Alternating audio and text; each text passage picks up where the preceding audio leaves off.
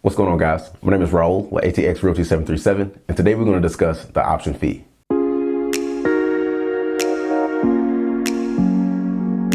So, what is the option fee?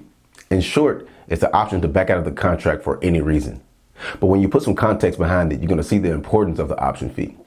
Say if you find a home for $300,000 and you put in an offer on it and you put 1% down as far as the earnest money concerned. So that's $3,000 that goes to the title company. If you get that home inspected and that inspection come back and they need all kinds of repairs, you can send an amendment up requesting the repairs to the seller, but they don't have to do it. If they don't want to do it, you have no choice but still to get that home. Or you can back out that deal and lose your $3,000.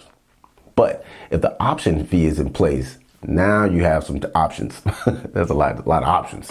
But so you put $100 down towards the seller. This is just for example, everything's negotiable, even the $3,000 for the 1% of the offer. So we're going to go with $100 to the seller, and then in exchange for 10 days.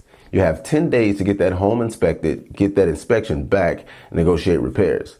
If we look at the same situation where the seller didn't want to budge and didn't want to get anything repaired, you have the option to back out and you get to keep your earnest money.